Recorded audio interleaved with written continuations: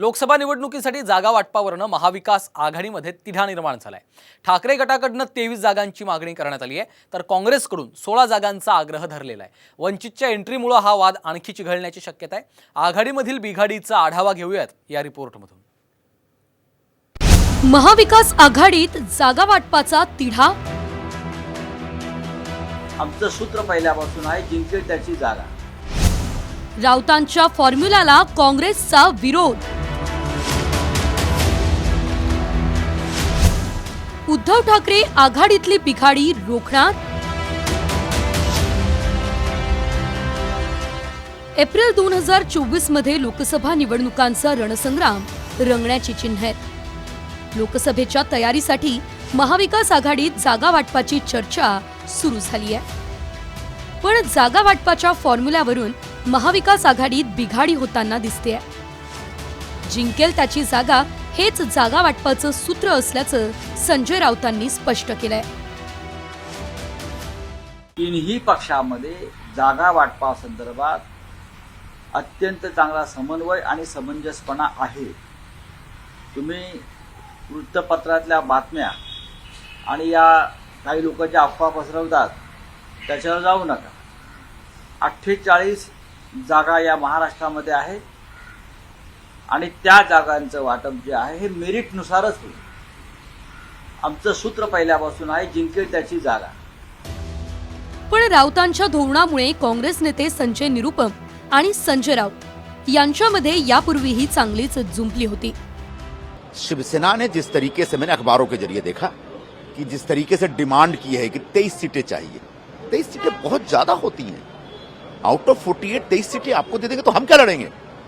एक इस तरह से मांग पब्लिक में जाके करने के बजाय, अखबारों के जरिए करने के बजाय, आप इंडिया के बैठकों में सारी बातें रख सकते हैं। सामना में कहने के बजाय आप इंडिया के बैठकों में रखिए। 23 जागा लढवणार आपण ठामपणे आली करून सांगत आहात। संजय निरुपम कोण आहेत ते?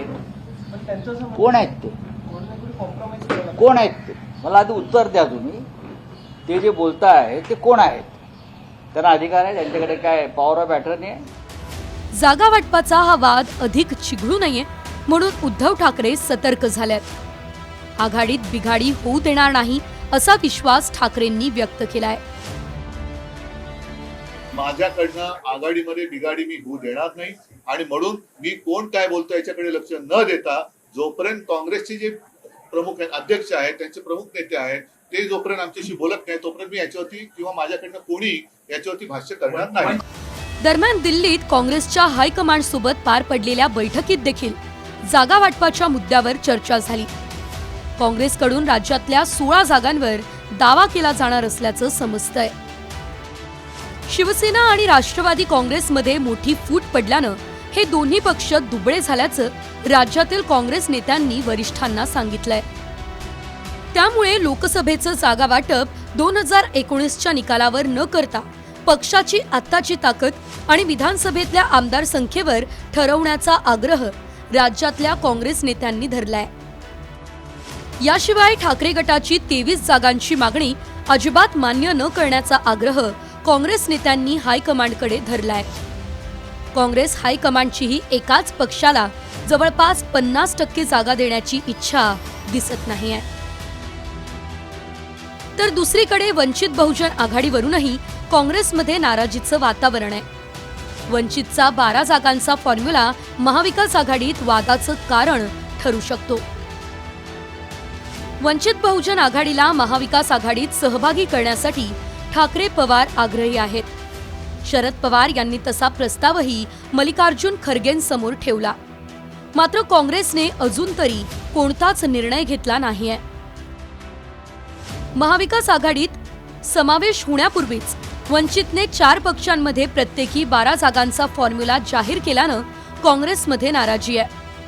2019च्या लोकसभा निवडणुकीत वंचितने काँग्रेसचे किमान 8 ते 10 उमेदवार पाडले होते। त्यात अशोक चव्हाण, पृथ्वीराज चव्हाण आणि सुशीलकुमार शिंदे या माजी मुख्यमंत्र्यांचाही समावेश असल्यामुळे काँग्रेसचा वंचितवर राग आहे। काँग्रेसचा राज्यात एकच खासदार निवडून आला होता, पण त्याचंही निधन झाल्याने ती जागा रिक्त आहे। त्यामुळे काँग्रेसला दुय्यम स्थान दिलं जात आहे। अशात वंचितची महाविकास आघाडीत एंट्री झाल्यास जागा वाटपात आणखी एक वाटेकरी वाढणार आहे. त्यामुळे आधीपासूनच काँग्रेसने आक्रमक भूमिका घेण्याची रणनीती आखली आहे. मात्र वंचित बाबत तिन्ही पक्षांमध्ये मतभेद नसल्याचा विश्वास ठाकरे आणि राऊतांनी व्यक्त केलाय. वंचित बरोबर सुद्धा आमची बोलणी सुरू आहेत आणि मला वाटतं 1-2 दिवसामध्ये संजय, तुम्ही आणि शिवसेनेचे 1-2 नेते, वंचितचे नेते, आमचा प्रयत्न असा आहे की काँग्रेस, राष्ट्रवादी, शिवसेना आणि वंचित अशी एकत्रित एक बैठक आम्ही करण्याचा आमचा प्रयत्न. वंचित बहुजन आघाडी म्हणजे बाळासाहेब आंबेडकर यांचा जो पक्ष आघाडी आहे त्या संदर्भात शिवसेनेची युती झालेली आहे. ती युती जाहीर झाली 1 वर्षापूर्वी. किंबहुना पवार साहेबांची भूमिका स्पष्ट आहे की बाळासाहेब आंबेडकर आणि वंचित बहुजन आघाडी हे आपल्याबरोबर राहायला पाहिजे. आणि महाराष्ट्रातल्या काँग्रेस नेत्यांचंही तेच म्हणणं आहे. तिघांमध्ये बाळासाहेब आंबेडकरांविषयी कोणताही मतभेद नाही. वंचितला बाजूला करून लोकसभेच्या रिंगणात उतरणं ठाकरेंसाठी सोयीचं नाही. त्यामुळे विधानसभेला देखील मोठा फटका बसू शकतो. ते टाळण्यासाठी 23 जागांमध्ये वंचितला काही जागा देण्याचा पर्याय ठाकरेंसमोर आहे. मात्र काँग्रेस आणि राष्ट्रवादीसोबत एकमत होणंही ठाकरेंसाठी तितकंच गरजेचं आहे. महाविकास आघाडीचा जागा वाटपाचा तिढा आता कसा सुटणार हे पाहणं महत्त्वाचं ठरणार आहे. ब्युरो रिपोर्ट, साम टीव्ही न्यूज.